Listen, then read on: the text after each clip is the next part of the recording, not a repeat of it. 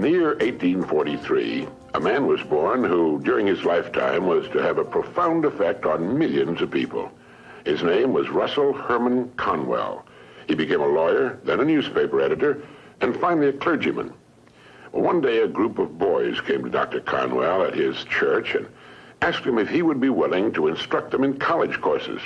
They wanted a college education, but lacked the money to pay for it. He told them that he'd do all he could, and as the boys left, a thought, an idea began to form in Dr. Conwell's mind.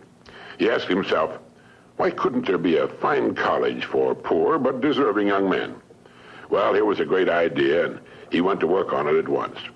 Almost single-handedly, Dr. Conwell raised $7 million with which he founded one of the world's leading universities.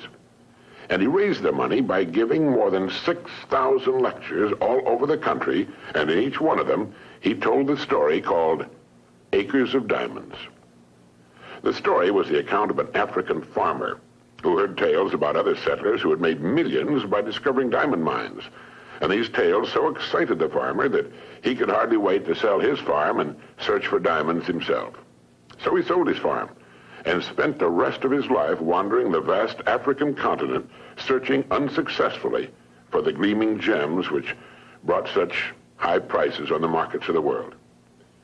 Finally, in a fit of despondency, broke and desperate, as I remember the story, he threw himself into a river and drowned. Now, meanwhile, the man who had bought his farm one day found a large and unusual stone in a stream which cut through the property. And the stone turned out to be a great diamond of enormous value. And he then discovered that the farm was covered with them, and it was to become one of the world's richest diamond mines. The first farmer had owned literally acres of diamonds, but had sold them for practically nothing in order to look for them elsewhere.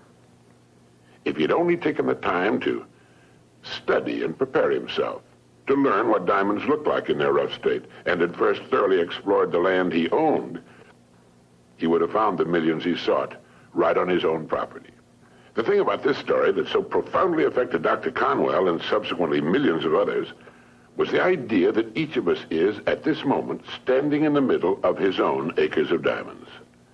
If we will only have the wisdom and patience to intelligently and effectively explore the work in which we're now engaged, we'll usually find that it contains the riches we seek, whether they be financial or intangible or both. There's nothing more pitiful to my mind than the person who wastes his life running from one thing to another, forever looking for the pot of gold at the end of the rainbow, and never staying with one thing long enough to find it. No matter what your goal may be, perhaps the road to it can be found in the very thing in which you're now engaged. You see, the average man believes some businesses are better than others, instead of realizing the truth that there are no bad businesses. There are just those people who don't know enough to see the opportunities in the work they're in. No matter what our work happens to be, it's our business. We're the manager. If there seems to be no future or opportunity in it, it isn't always because it's not there, but perhaps only because we can't see it. A farmer once poked a tiny pumpkin into an empty jug. The pumpkin grew until it completely filled the jug and could grow no more. When the farmer broke the glass, he had a pumpkin exactly the size and shape of the jug. If we're not careful, each of us can do a similar thing. We can mistakenly poke ourselves into jugs that limit our growth. But it is we who do the poking, not the job, not the company, nor the territory, nor the economy, nor the times. We do it.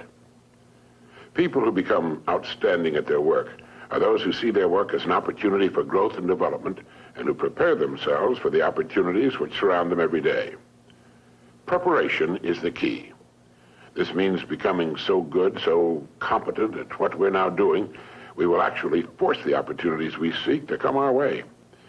It takes imagination, creative imagination, to know that diamonds don't look like diamonds in their rough state, nor does a pile of iron ore look like iron or steel. Great opportunities lurk constantly in every aspect of the work in which we now find ourselves. In order to begin prospecting your acres of diamonds, start to develop a faculty called intelligent objectivity, the ability to stand off and look at your job as a stranger might, a stranger who considers your pasture greener than his own. To do this, start at the beginning. Within the framework of what industry or profession does your job fall? Do you know all you can know about your industry? How did it begin? Why did it begin? Who started it and when? What's your industry's annual dollar volume? How fast has it grown during the past 20 years? What's its projected growth during the next 10 years? In short, start now to become a student of your industry. You'll be amazed at the results. In 5 years or less, you can become a national expert in your field. And it's the experts who write their own tickets in life.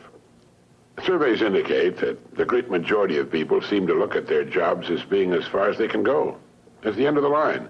They need to realize how really desperately an expanding and dynamic industry needs and seeks the uncommon person who is prepared to share in its growth, how richly it will reward this person of vision and action.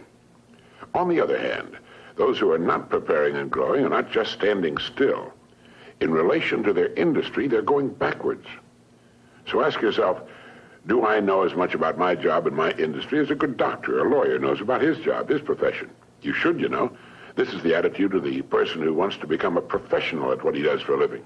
It's far more fun, many times more rewarding and interesting, and the real pro can ride out occasional storms in the economic seas in a safe boat built of research and preparation.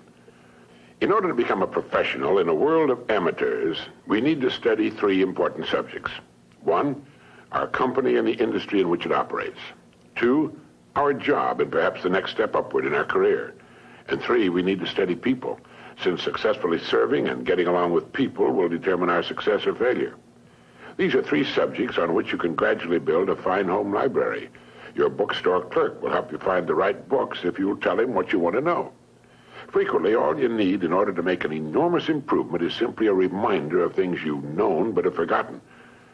Perhaps this study and research in your job, your industry, and ways of increasing your service to others sounds like a big job. Well, it is. But it's fascinating, and in the long run, it pays tremendous dividends, builds complete security, and it can be accomplished in an hour a day devoted to reading and making permanent notes. Think of ways and means by which you can increase your contribution to your company, your industry, and those whom you serve. You'll begin to notice a wonderful change in your world. For as ye sow, so shall ye reap. This applies just as much to the family as it does to the breadwinner. The minute you adopt this attitude, you've joined the top 5% of the people of the world. You've virtually removed all competition. You're creating rather than competing. You're affecting life rather than just being affected by it. You're becoming a creator and a giver to life instead of just a receiver. By taking this attitude toward your work, your company, and industry, you're automatically taking care of 2 vital parts of successful living. First, you'll find yourself becoming more interested and enthusiastic about your work and its future, and both interest and enthusiasm are contagious. And second, you're building financial security which will last a lifetime. So keep this thought in mind as often as you can on and off the job. Somewhere in your present work, there lurks an opportunity which will bring you everything you could possibly want for yourself and your family. It will not be labeled opportunity.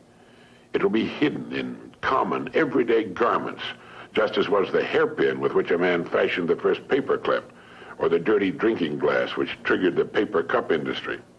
Now, in closing, here are 12 points to remember.